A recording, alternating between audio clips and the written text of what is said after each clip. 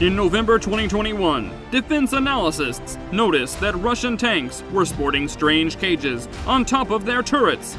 Unmistakably, this was slat armor or cage armor, designed to deflect incoming anti-tank missiles or shells, knocking them off their trajectory, crushing their fuses before they hit the tank's main armor, or detonating them before they reach the tank.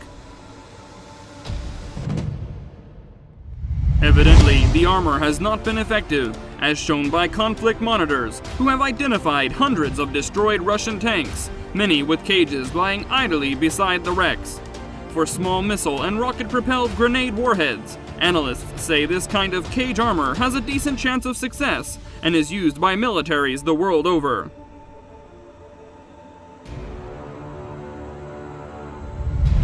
The type of shoulder-launched weapons that cage armor can stop, such as the rocket-propelled grenade launcher, RPG, are typically fired horizontally at the front, back, or sides of a tank.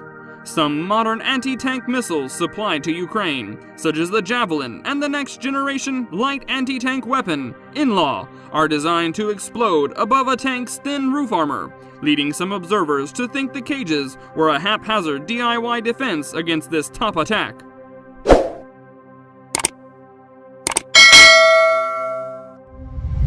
But this might not be the case. In December, one Russian defense analyst had observed how cage armor would not stop a modern anti-tank missile.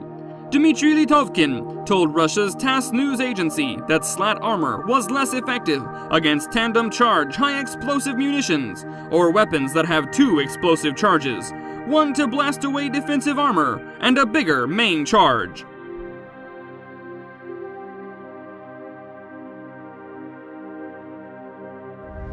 This is exactly how Javelin and idly missiles work, suggesting the Russians might have had another defense in mind, possibly drones with small missile warheads attacking from above, or RPGs being fired from rooftops in urban battles, a problem Russia encountered in Chechnya.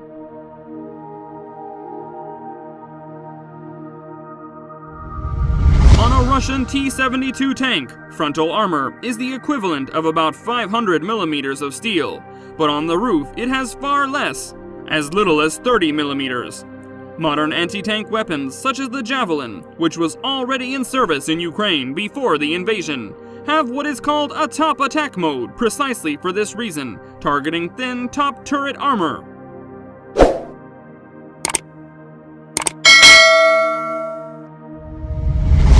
A number of analysts recently explained that the problem with these cages is that a lot of anti-tank weapons in use in Ukraine do not have a fuse in the nose, negating one of the cage's protective methods of crushing the fuse. The principle behind cage armor dates back to the Second World War, when German tanks were fitted with spaced armor to destroy or deflect incoming anti-tank shells.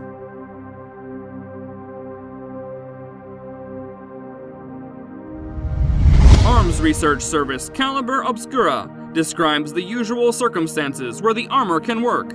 Essentially, the main thing with these cages is that they seek to replicate slat or cage armor, which has genuine effectiveness when it comes to armored vehicles, as it has the ability to disrupt some, but not all, RPG variants, such as the PG-7V, and reduce the likelihood of a successful hit, according to Caliber Obscura.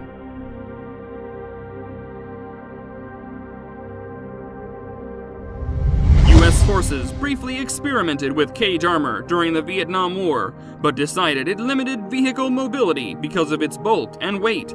Lightweight cage armor variants, including aluminum armor, were later used by coalition forces in Iraq and Afghanistan. In the late 1980s, modern anti-tank weapons were developed to target tank turret roofs.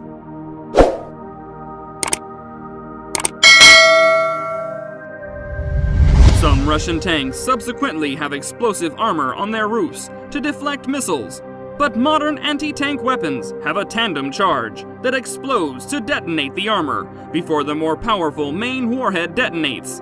For the main warhead, missiles such as the Javelin and the In-Law use what is known as a shaped explosive charge, which concentrates explosive power to defeat armor.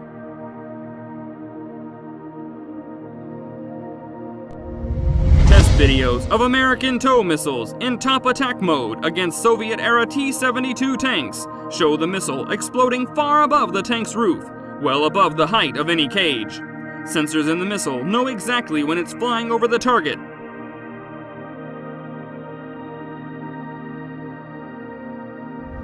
The TOW missile explodes several meters above the T-72, causing a catastrophic explosion. Similarly, the top attack mode of the In-Law and the Javelin have a proximity fuse, meaning that it does not have to make contact with the cage armor before detonating.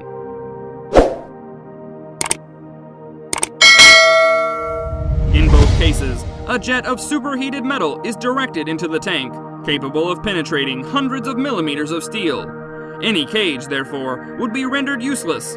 Caliber Obscura believes that even in cases where the slat armor could be useful, perhaps against small kamikaze drones, or small munitions fired or dropped from drones, the DIY nature of the Russian cages could still be a fatal flaw.